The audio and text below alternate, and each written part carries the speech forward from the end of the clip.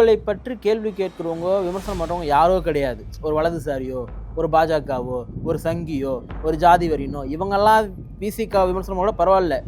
திமுக கூட்டணியில் இருக்கக்கூடிய திமுக காரங்க இன்னும் சொல்ல போனால் வந்து பியூர் பெரியாரிஸ்டுகள் தான் வந்து விசிக விமர்சனம் பண்ணுறாங்க. கூட்டணி போய் அமைச்சரவை வந்து வாங்கிக்கிறீங்களே, இன்னும் ஆராசெல்லாம் சொல்கிறத பார்த்தா அவங்களுக்கும் வெக்கல உங்களுக்கும் வெக்கலன்னு சொல்லிட்டு ஒரு மூன்றாம் தரத்தில் பேசுகிறாரு அவரெல்லாம். எங்களுக்கு வெக்கம் இல்லை என்று சொல்வதை விட ஆர் ராஜா அவர்களே, உங்களுக்கு வெக்கம் இருக்கிறதா?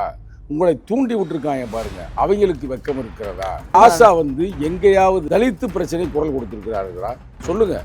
எங்கேயாவது ஒரு இடத்துல அவர் கொடுக்க மாட்டேன்னு சொல்லிட்டாருன்னு திமுக அழுகிறாரான ஒரு தலித்துக்கு ஒரு நான் தலிக்கும் பிரச்சனைனா நான் போயிட்டு தலித்துக்காக நிக்க முடியாது. என்னதான் ரிசர்வேஷன் தொகுதியில் தேர்ந்தெடுக்கப்பட்டாலும் நான் ஒரு திமுக காரன், நான் ஒரு பெரியாரிஸ்ட், நான் போய் தலித்துக்காக பேச முடியாது, நான் சென்டரா தான் பேச சொல்லிட்டு ஒரு பேட்டியே கொடுத்துருக்காரு. திருப்பி அவர் அந்த கேள்வி கேட்டா எப்படி? அது அப்ப உனக்கு வெக்கமே இல்ல, சூடு இல்ல, சொரணம் இல்ல, எதுவுமே இல்ல. திமுக வேணும், விஜய் வேணா, பாஜக வேணா, அதிமுக வேணான்னு சொல்லிட்டு தானே பானைக்கு ஓட்டு போட்டோம். ஆனா நீங்க போயிட்டு திருப்பி விஜய்க்கு ஆதரவு தெரிவிச்சா மக்கள் என்ன முட்டாள்களா, மக்களை ஏமாத்துறீங்களான்னு கேட்கறாங்க. யார் கேட்டா? திமுக ஆதரவாளர்கள். நீங்கள் நன்றாக வெற்றி பெற்ற இடமெல்லாம் எடுத்து பார்த்தீங்கன்னா, விழுப்புரம் ஏரியாலாம் பார்த்தீங்கன்னா அது விடுதலை சிறுத்தையுடைய கோட்டை. அங்கதான் நீங்க வெற்றி பெற்று இருக்கிறீர்கள். அதனால இன்னைக்கு நீங்க வெற்றி பெற்றிருக்கிற தொகுதியில் எல்லாமே விடுதலை சிறுத்தைகளால் தான் வெற்றி பெற்றிருக்கிறது என்று நான் சொல்லுகிறேன் என்று என்ன வேண்டாம். தமிழகத்தில் இருக்கிற அனைத்து அரசியல் ஆளுமைகளும் சொல்லுகிறார்கள். அப்படி என்றால் நீங்க ஃபுல்லா ரிசைன் பண்ணுவீங்களா? உங்களுக்கு வெக்கம் இல்லையா? அப்ப நீங்க அதெல்லாம் வச்சுக்கிட்டு இருக்கிறீங்க. அதனால எதிர்க்கட்சி தலைவராக இருக்கிறீங்க. விடுதலை சிறுத்தையை என்னை வைத்திருந்தாலும் சரி, தூக்கி எறிந்தாலும் சரி, தொடர்ந்து மக்களுக்காக எழுச்சி தமிழரின் தம்பியாக நான் குரல் கொடுத்துக் கொண்டிருப்பேன். வாய்ஸ் ஆஃப் தமிழ்நாடு பார்வையாளர்களுக்கு வணக்கம். இன்றைய சிறப்பு நேர்காணலில் நம்முடைய இணைந்திருப்பவர் திரு சங்கத்தமிழன் அவர்கள். அண்ணா வணக்கம். வணக்கம். அதிமுக திமுக கூட்டிலிருந்து வெளியேறிட்டாங்க. வைகோ ரொம்ப காட்டமாக திமுக வந்து விமர்சனம்லாம் பண்ணியிருக்காரு. அது ஒரு பக்கம் இருக்கட்டும். நம்ம விசிக திமுக கூட்டணியும் இல்லை, கூட்டணியாக வந்து தாவேக்காலும் ஜாயின் பண்ணல, ஆனால் அமைச்சரவையில் மட்டும் இருக்கிறோம். இந்த நிலைப்பாடு ஒரு மாதிரி கன்ஃபியூஷனாக இருக்குது அப்படின்னு சொல்கிறாங்க. என்ன சொல்ல விரும்புகிறீங்க? கன்ஃபியூஷனா உங்களுக்கு இருக்குதா, கன்ஃபியூஷனா மக்களுக்கு இருக்குதா, இல்ல மக்களை கன்ஃபியூஸ் ஆக முயற்சிக்கிறீங்களா? மக்களுக்கு கன்ஃபியூஷனா இருக்குது. மக்கள் கன்ஃபியூஸா இருக்காங்க. ஓகே, ஒரு கன்ஃபியூஷனே இல்லை. நாங்க வந்து டிவிக்கே வந்து சிக்கல் வந்துடக்கூடாது, அவங்களுக்கு 2 பேர் சப்போர்ட் தேவைப்பட்டது, எல்லாரும் கொடுத்த பிறகு அந்த 2 பேரை நாங்க கொடுத்து அவங்கள பாதுகாத்திருக்கிறோம் என்பதை விட தமிழ்நாட்டை பாதுகாத்திருக்கிறோம். தமிழ்நாட்டில் நாங்கள் மட்டும் கொடுக்காம இருந்தால் ஆளுநர் ஆட்சி வந்திருக்கும், ஆளுநர் ஆட்சி வந்திருந்தால் அமித்ஷா ஆட்சி வந்திருக்கும். ஆக மொத்தம் நாங்கள் வந்து தமிழ்நாட்டு மக்களையும் தமிழர்களையும் தமிழக நிலப்பரப்பையும் தமிழுடைய பண்பாடுகளையும் தமிழருடைய கலாச்சாரத்தையும் நாங்கள் காப்பாற்றியிருக்கிறோம். இல்லை, இப்போ நான் கேட்டது வந்து கூட்டணி வந்து திமுக கூடயும் இல்லை, தாவேகா கூடயும் இல்லை, எல்லாரும் அறிவிக்கிறாங்க, நீங்க ஏன் அறிவிக்க மாட்டீங்க? என்ன காரணம்? ஏன் அறிவிக்கிறதுக்கு எது தடுக்குது? எல்லாமே ஒரு காலம் இருக்கிறது. இப்போ பாருங்களேன், இப்போ இதில் வந்து எல்லா கட்சியும் தான், காங்கிரஸ் தான் உடனே கொடுத்தது, சப்போர்ட் கொடுத்துச்சு. அப்புறம் கம்யூனிஸ்ட் வெளில இருந்து கொடுத்தாங்க, அது இஸ்லாமிய அமைப்புகளும் கொடுத்துருக்குது. இன்னைக்கு அண்ணன் வைகோ அவர்களும் கொடுத்து விட்டார்கள். அவங்க மேல எரியாத கற்களை எல்லாம் எங்க மேல எரிகிறாங்க பாத்தீங்களா? தொடர்ந்து எங்களதே விமர்சிக்கிறாங்க பாத்தீங்களா? அதனால வந்து காய்ந்து நல்லா கனிகள் நிறைய இருக்கிற மரத்துலதான் கல்லை விட்டு எறிவாங்க. பட்டமரம் தான் கல்லடிப்படும். அது மாதிரி வந்து அவர்கள் செயல்படுகிறார்கள். அதனால எங்களுக்கு வந்து பொறுமையாக நிதானமாக எங்கள் தலைவர் முடிவெடுப்பார். இப்போ உங்களை பற்றி கேள்வி கேட்கிறவங்க விமர்சனம் பண்றவங்க யாரோ கிடையாது. ஒரு வலதுசாரியோ, ஒரு பாஜகவோ, ஒரு சங்கியோ, ஒரு ஜாதி வரினோ, இவங்கெல்லாம் விசிக விமர்சனம் கூட பரவாயில்ல. திமுக கூட்டணியில் இருக்கக்கூடிய திமுக காரங்க இன்னும் சொல்ல போனால் வந்து பியூர் பெரியாரிஸ்டுகள் தான் வந்து விசிக விமர்சனம் பண்ணுறாங்க. கூட்டணி போய் அமைச்சரவை வந்து வாங்கிக்கிறீங்களே, இன்னும் ஆராசெல்லாம் சொல்கிறத பார்த்தா அவங்களுக்கும் வெக்கல உங்களுக்கும் வெக்கலன்னு சொல்லிட்டு ஒரு மூன்றாம் தரத்தில் பேசுகிறாரு அவரெல்லாம். அவர் மட்டும் கிடையாது, பெரியாரிஸ்டுகள்லாம் சேர்த்து சொல்லுங்க.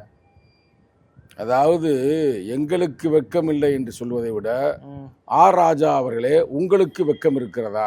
உங்களை தூண்டி விட்டுருக்காங்க பாருங்க, அவங்களுக்கு வெக்கம் இருக்கிறதா?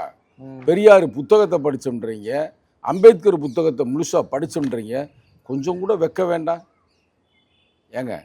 தலித்து பிரச்சனை அவ்வளவு பிரச்சனை நடக்கும் பொழுது எங்கேயாவது எப்போதாவது இவர்கள் குரல் கொடுத்துருக்கிறார்களா? நான் வெறும் ராஜாவை மட்டும் சொல்லல, எல்லாருமே சொல்றேன். யாராவது ஆசிரியர் வீரமணி கூட உங்களை வந்து விமர்சனம் பண்ணுறாரு, கூட்டணி போயிட்டீங்களே, அமைச்சரவை சேர்ந்துட்டீங்களே சொல்லிட்டு வீரமணி முதற்கொண்டு அந்த தீக்காலுகிற எல்லாருமே உங்களை ரொம்ப கடுமையாக விமர்சனம் பண்ணுறாங்க. வயது முதிர்ந்தவர்களை நான் விமர்சனம் பண்ணுவதில்லை. இல்ல கருத்தியல் ரீதியா விமர்சனம் பண்ணலாம், தப்பு கிடையாது. கருத்தியல் ரீதியாக நீங்கள் என்ன பண்ணிக்கிறீங்க? நான் ஒரு வயது முதிர்ந்த முதியோர்களை முதியவர்கள் நான் வந்து என்னைக்குமே அவங்க கருத்துக்களுக்கு நான் பயிர் சொல்ல விரும்பல. ராசாக்கு முதல்ல சொல்லி முடிப்போம். அங்கிருந்து எங்க ஜம்ப் ஆறீங்க? மறந்துடும். ராசா வந்து எங்கேயாவது தலித்து பிரச்சனை குரல் கொடுத்திருக்கிறார்களா சொல்லுங்க?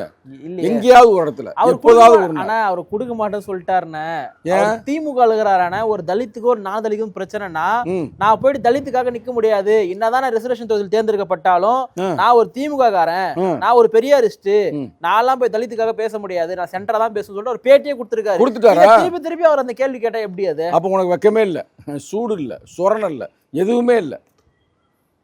என்னத்த சொல்றது? வெக்கம் இல்லையா? வெக்கம் யாருக்கு வெக்கம் இல்லை? சரி, நீ தான் ஆளுங்கட்சியாக இருந்த, ஆனால் பேசாம இருந்திருப்ப. அதுக்கு முன்னாடி வந்து எதிர்கட்சியான இருந்தீங்க. தருமபுரியில் வந்து 3 கிராமங்களை தாக்கினார்கள்ல, அங்கே போய் பார்த்தாரு அவரு. அப்போ யாரு கட்சி? யாரு ஆளுங்கட்சி? ஆளுங்கட்சி வந்து யாரு? அதிமுக. போகலாம்ல அவரு, ஏன் போகல? பரம்பக்குடியில் பன்னீர்செல்வம் சுட்டாங்கல்ல, அப்போ போயிருக்கலாம்ல அங்கே. அதுக்கு தான் வெக்க வேணும். ஏன் எங்கள் மேலாவளை இப்போ ஜூன் 30 வருகின்ற ஜூன் 30 வீர நாள், விடுதலை நாள், யாருக்கு? போராளிகளுக்கு கொண்டாட போகிறான். அவன் யாரு? அவர் யார்? அந்த போராளி முருகேசன் யாரு? திராவிட முன்னேற்ற கழகத்தை சார்ந்தவர். அவருக்காக இவர் போய் அங்கே போய் நின்று ஒரு வீர வணக்கம் செலுத்து, போராட வேணாம், வீர வணக்கம் செலுத்து. வெக்கமும் இல்லை, மானமும் இல்லை, மயிரும் இல்லை, ஒன்றும் இல்லை. ஜனநாயக ரீதியாக இடைநீக்கத்தில் இருக்கிறான். ஆனால் ரொம்ப ஜனநாயக ரீதியான வார்த்தைகளை மட்டும் நாம் பயன்படுத்த வேண்டும் என்று நாம் உறுதியேற்றிருக்கிறோம். இப்போ வைகோ அவர்கள் வைக்கக்கூடிய ஒரு முக்கியமான ஸ்டாண்ட் என்னன்னா, இப்போ அவங்க கட்சியில் தேர்ந்தெடுக்கப்பட்டாங்களா 2 பேர், அவங்க வந்து உதயசூரியன் சின்னம், அவங்க வந்து நாங்கள் ரிசைன் பண்ண மாட்டோம் அப்படின்னு சொல்லிட்டாங்க. என்னை பொறுத்த வரைக்கும் அது அவங்க சொல்கிறதுக்கான உரிமை இருக்குது. அந்த கட்சி ஓட்டு போட்டாங்க, ரைட், எல்லாமே ஓகே. அதே தான் உங்களை திருப்பி கேட்குறாங்க.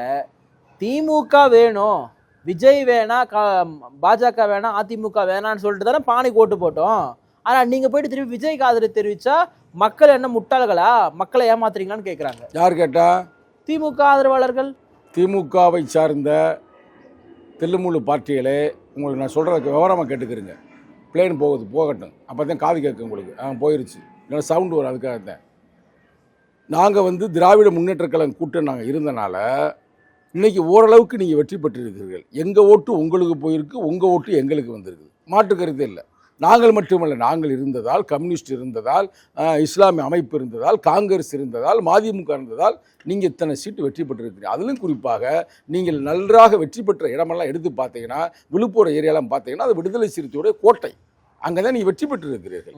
அதனால் இன்றைக்கி நீங்கள் வெற்றி பெற்றிருக்கிற தொகுதியில் எல்லாமே விடுதலை சிறுத்தைகளால் தான் வெற்றி பெற்றிருக்கிறது என்று நான் சொல்லுகிறேன் என்று என்ன வேண்டாம், தமிழகத்தில் இருக்கிற அனைத்து அரசியல் ஆளுமைகளும் சொல்லுகிறார்கள். அப்படி என்றால் நீங்கள் ஃபுல்லாக ரிசைன் பண்ணுவீங்களா? உங்களுக்கு வெக்கம் இல்லையா? அப்போ நீங்கள் அதெல்லாம் வச்சுக்கிட்டு இருக்கிறீங்க. அதனால எதிர்க்கட்சி தலைவராக இருக்கிறீங்க. இப்படி அவன் எதிர்க்கட்சி தலைவராக உட்காந்துருக்காருன்னா அதில் திமுக ஓட்டு போட்டிருக்கான்ல, சங்கத்தமிழன் குத்திருக்கான்ல, ஓட்டு போய் பிரச்சாரம் பண்ணியிருக்கிறான்ல, அப்போ அதுக்கு என்ன பேசுகிறீங்க? ஆனால் அப்படிலாம் பேச முடியாது. தேர்தல் நேரத்தில் அந்தந்த கட்சி அந்தந்த கட்சியோட சூழ்நிலைக்கு ஒத்து அவங்க கூட்டணியில் இருப்பார்கள்.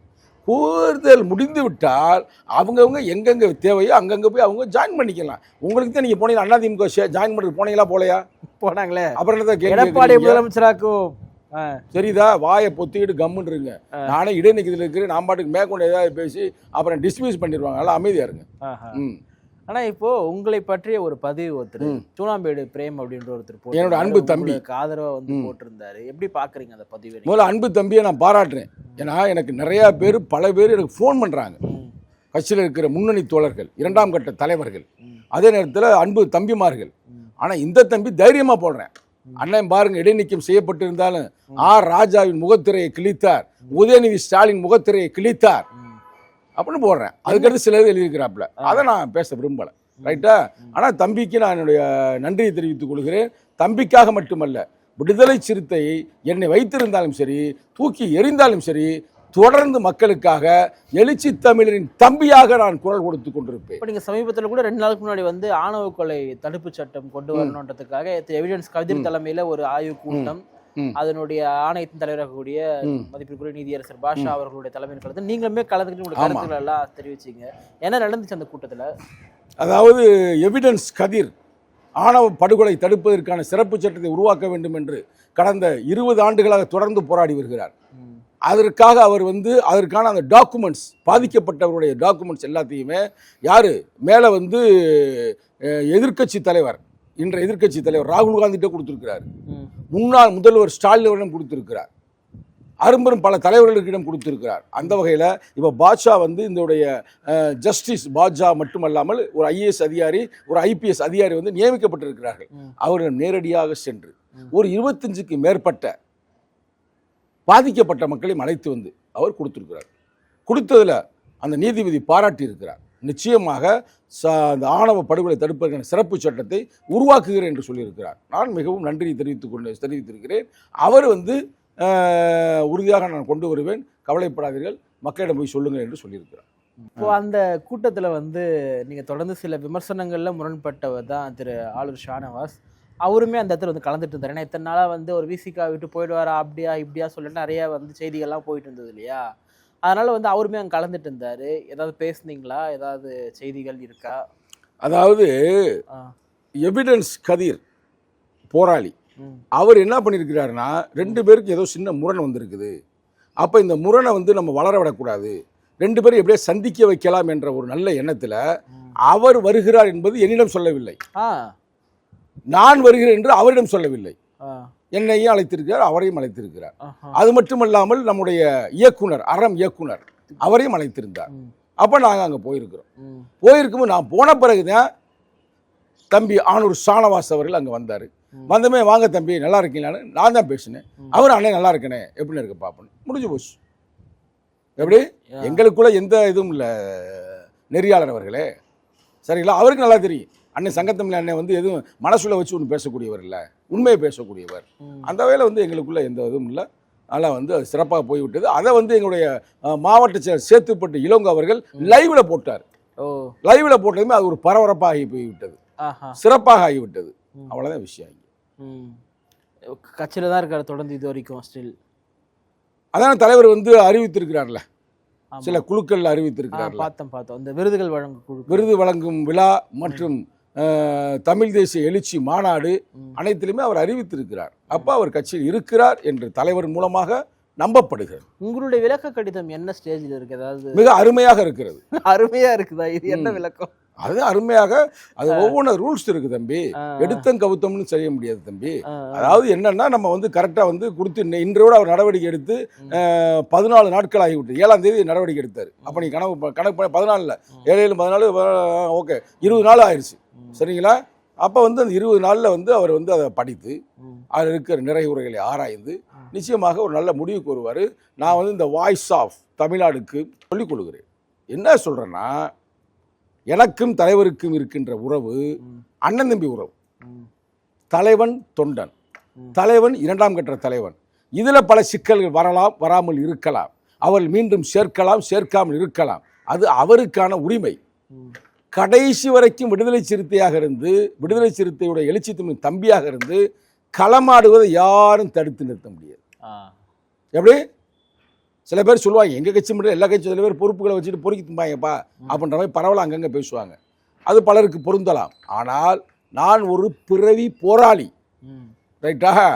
போராளிக்கு வந்து இது எதுவுமே கட்டுப்படுத்தாது. மக்களுக்காக, மக்கள் நலனுக்காக எழுச்சி தமிழன் படித்த அந்த கருத்துக்களை புரட்சியாளர் அம்பேத்கருடைய சீடன் நான். அவருடைய கருத்துக்களை தொடர்ந்து நான் களமாடுவேன். ஒரு செய்தி ஒன்று நேற்றிலிருந்து பரவிட்டு இருக்கு. பொது வேட்பாளராக வந்து சீமான் அவர்கள் நிறுத்த போறாங்க. திமுக அதிமுக எல்லாரும் சேர்ந்து இந்த குறிப்பாக அம்பாசமுத்திரத்தில் நிற்க வைக்கிறதா ஒரு பேச்சுவார்த்தை வந்து ஒன்று போயிட்டு இருக்கு. அப்படி நடந்தால் அதை எப்படி நீங்க பார்ப்பீங்க? எப்படி பார்ப்பேன் என்பதை விட அண்ணன் சீமான் அவர்களுக்கு நான் முதல்ல வாழ்த்துக்களை தெரிவித்துக் கொள்கிறேன் இந்த தருணத்தில். ஏன்னா எனக்கு நடந்த அந்த நிகழ்வில் என்னை இடைநீக்கம் செய்யப்பட்ட அந்த காலகட்டத்தில் காலையில் 7 மணிக்கெல்லாம் எனக்கு அழைத்தார். அப்போதான் எனக்கே தெரிஞ்ச செய்தி. ஆனால் 7 மணிக்கே அவர் வந்து தலைவர் போட்டது 1:48, 7 மணிக்கெல்லாம் ஃபோன் பண்ணி அவ்வளவு உருக்கமான சில கருத்துக்களை எல்லாம் என்னிடம் சொன்னார். அப்புறம் நான் கேள்விப்பட்டேன், எனக்காக அவர் எழுச்சி தமிழும் பேசியிருக்கிறார் என்ற செய்தியெல்லாம் எனக்கு கிடைத்து கொண்டிருக்கிறது. அந்த வகையில் வந்து அண்ணனுடைய அந்த உறவு, எனக்கும் அவருக்கும் இருக்கின்ற அந்த நட்பு, அந்த அன்பு உறவுகள் என்னைக்கு சிறப்பாக இருக்கும். அவர் அரசியல் வெற்றி பெற்று அவர் மக்கள் மத்தியில் பேசுவதை விட சட்டமன்றத்திற்குள் பேசினால் அது சட்டமாக மாறும், அது மக்களுக்கு ஒரு பயன்படும் வகையில் இருக்கும். ஆகையால் அனைவருமே ஒரு பொது வேட்பாளராக நிறுத்தி வெற்றி பெற செய்ய வேண்டும். இல்லைண்ணே, இப்போ தாவேகா எதிர்த்து தான் அதிமுக, திமுக, பாஜக, பாமக எல்லாரும் சேர்ந்து நிறுத்த போறாங்க. நீங்க அமைச்சரவையில இருக்கிறீங்க, கிட்டத்தட்ட நீங்க தான் ஆளுங்கட்சி. நீங்க கூட்டணியே அறிவிக்கலனாலும் நீங்க தான் கூட்டணி கட்சி. அப்படி இருக்கிற சூழல்ல உங்களுக்கு எதிராக தான் நிறுத்துறாங்க. அதனாலதான் நான் கேட்கிறேன். அண்ணன் தம்பி உறவுக்கு முன்னாடி அரசியல் உறவுகள்லாம் சுக்கு நூறாக ஒரு உடையும். அண்ணனா வாழ்த்துறீங்க. அதுதானே இப்போ வேணா என்ன பேசிக்கிறேன், அதுதானே பேசுறேன். இல்ல அப்படி அந்த ஒரு மைண்ட் செட்டுக்கு வரதே வந்து நாம் தமிழ் கட்சியோட எதிர்காலத்துக்கு பாதிப்பு ஏற்படுத்தாது. அது நீ அங்கதான் போய் கேட்கணும், இங்க கேட்க கூடாது. சரி இல்ல, நீங்க ஆளுங்கட்சி அதனால கேட்கறேன் நானு. நாங்க ஆளுங்கட்சி. ஆமாண்ணா, நீங்க ஆளுங்கட்சி. ஆமாப்பா, நானும் ஆமா தான் சொல்றேன். நானும் ஆமா தான் சொன்னேன். சரி, இந்த நிலைப்பாடு எப்படி பாக்குறீங்க நீங்க? விஜய் என்ற ஒருத்தரை வீழ்த்துறதுக்காக எல்லாரும் சேர்றாங்களே, எப்படி பாக்குறீங்க அந்த ஒரு ஒற்றுமையை? இன்னும் அறிவிக்கல, அப்படிலாம் வரலாமா என்று சொல்லி கொண்டிருக்கிறார்கள். எங்க அறிவிக்கல? ஆல்ரெடி எடப்பாடி பழனிசாமி சிஎம் பக்கத்து திமுக முன் வந்துச்சு. அவங்க என்ன அறிவிக்காம இருக்க போறாங்க? சீமான கூட ஒத்துக்காம இருப்பாரு, வேணாங்க நல்லா இருக்காதுங்க அப்படி சொல்லிட்டு. ஆனா இவங்க வந்து மூவ் பண்ணுவாங்க, பரவாயில்ல நில்லுங்கன்னு சொல்லிட்டு. சீமான்ட்ட எம்எல்ஏல அவங்க கேட்டிருக்க மாட்டாங்க. அதை நீ ஒன்றும் கன்ஃபியூஸ் ஆக வேண்டாம். இது 2 பேரும் சேர்ந்து நமக்கு முன்னாடி இவரா ஒரு சினிமாக்காரரா, நான் எவ்வளவு பெரிய ஆளு எடப்பாடி, நான் எவ்வளவு பெரிய ஆளு ஸ்டாலின், என்னவே தோக்க வச்சிட்டியா அப்படின்னு உள் மனதில் அவர்கள் தோன்றிருக்கலாம். அதற்கான முயற்சியை நடத்தியிருக்கலாம். ஆனால் அதை மக்கள் ஏற்றுக்கொள்ள மாட்டார்கள். அதனால் அது தோல்வியில் முடிந்தது. நிகழ்ச்சியில் பங்கேற்று உங்களுடைய பல்வேறு கருத்துக்களை பகிர்ந்தமைக்காக நன்றி. நன்றி, வணக்கம்.